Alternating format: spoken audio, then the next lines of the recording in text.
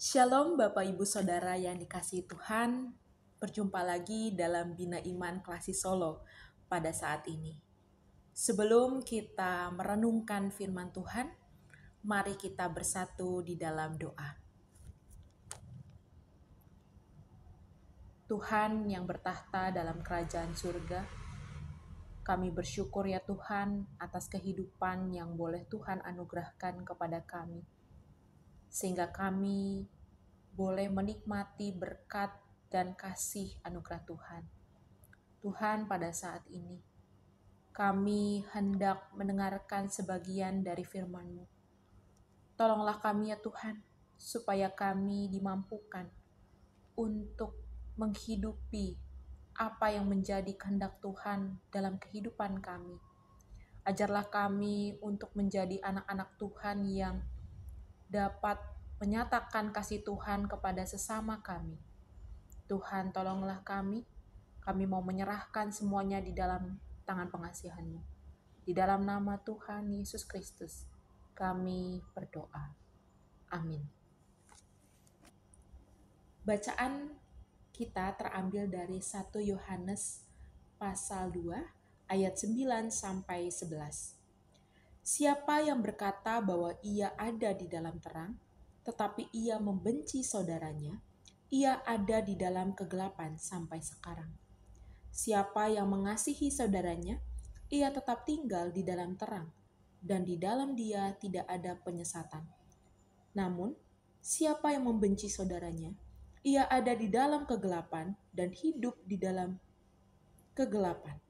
Ia tidak tahu kemana ia pergi, karena kegelapan itu telah membutakan matanya. Demikianlah firman Tuhan. Hari ini tema kita adalah lain di mulut, lain di hati. Apakah saudara merasa kalau saudara jago bersilat lidah? Atau mungkin saudara pernah melihat sosok yang lihai sekali bersilat lidah? Saya yakin saat ini mungkin muncul sosok pikiran di pikiran Anda, di mana orang tersebut dapat memikat perhatian siapapun yang mendengarnya. Bahkan sampai terkagum dengan kebaikan yang hanya teruraikan dari kata-kata atau tulisan yang padahal dia sedang bersandiwara. Ada sebuah ilustrasi cerita. Di sebuah gereja, terdapat seorang pria yang kita sebut saja dia Simon. Ia dikenal sebagai orang yang aktif dalam pelayanan.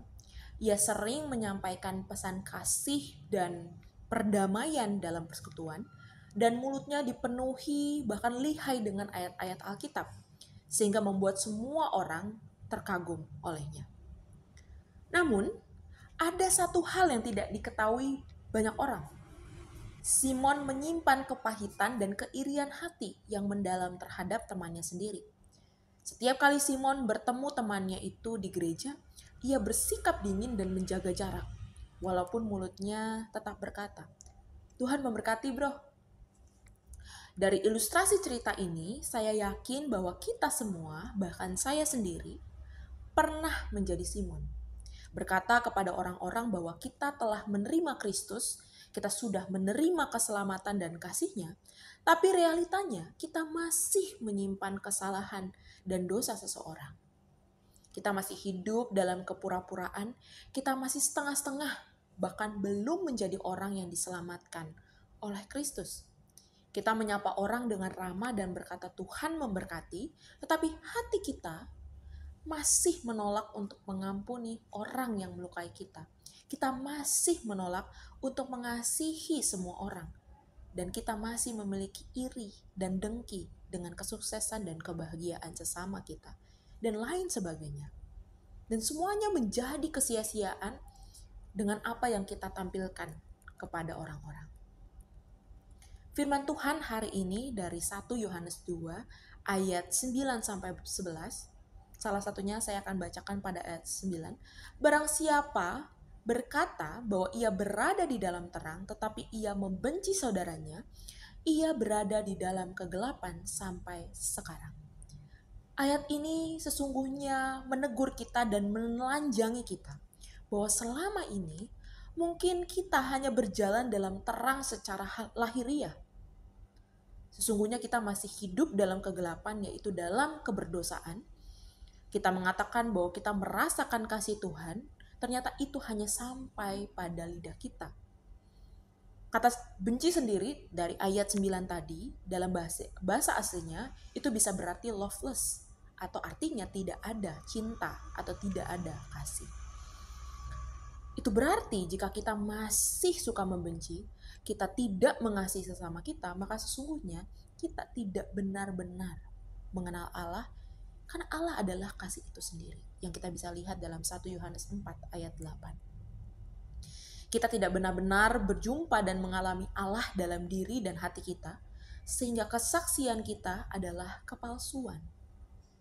Lalu hati kita yang tidak benar-benar menerima kasih-Nya membuat kita terus hidup dalam kepahitan, hidup dalam keberdosaan yang tadinya mungkin kita sadari menjadi tidak kita sadari lagi. Memang orang tidak tahu bahwa kita berbohong. Memang orang tidak tahu bahwa kita sedang bersandiwara. Dan mereka mungkin tetap bisa melihat kita baik, kita benar. Tapi ingat Bapak Ibu Saudara, Allah melihat semua yang ada pada diri kita. Tidak ada satupun yang kita bisa sembunyikan dari Dia. Dia melihat hati kita, bukan hanya mendengar mulut di mana kita bersaksi tentang Dia. Maka saat ini kita dipanggil untuk benar-benar keluar dari kegelapan. Kita meninggalkan keberdosaan kita, kita meninggalkan kepahitan kita, dan mulailah hidup dalam terang kasih-Nya, hidup dalam Roh-Nya yang kudus. Dengan cara apa? Yaitu dengan penuh kesadaran kita menghidupi kasih Tuhan itu dalam kehidupan kita, bersama dengan sesama kita. Dan jangan lupa bahwa kita semua juga harus berangkat dari hati yang mau dipulihkan oleh Tuhan.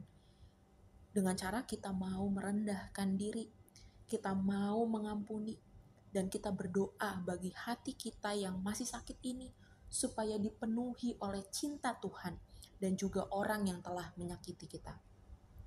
Supaya apa yang terucap dari mulut kita itu bukan hal yang lain, tetapi melainkan selaras dengan hati kita yang terus diperbaharui oleh terang kasih Kristus.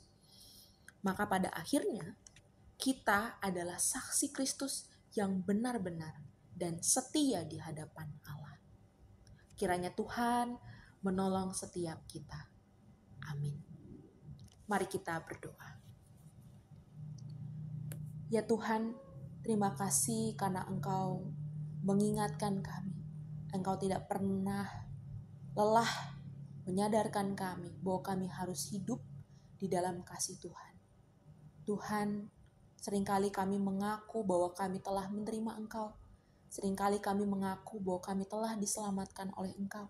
Tetapi hidup kami masih hidup di dalam kegelapan, hidup di dalam keberdosaan. Tuhan, tolonglah kami, supaya kami dimampukan untuk mau mengampuni sesama kami. Kami mau memulai hidup kami dengan terus menghidupi cinta kasih Tuhan yang Tuhan sudah anugerahkan dan berikan kepada kami.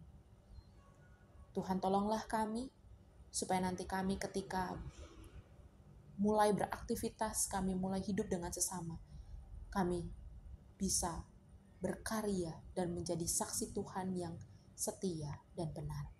Inilah doa kami Tuhan, hanya di dalam nama Tuhan Yesus Kristus. Amin.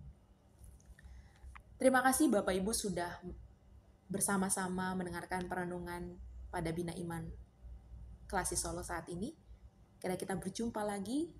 Shalom, Tuhan Yesus memberkati.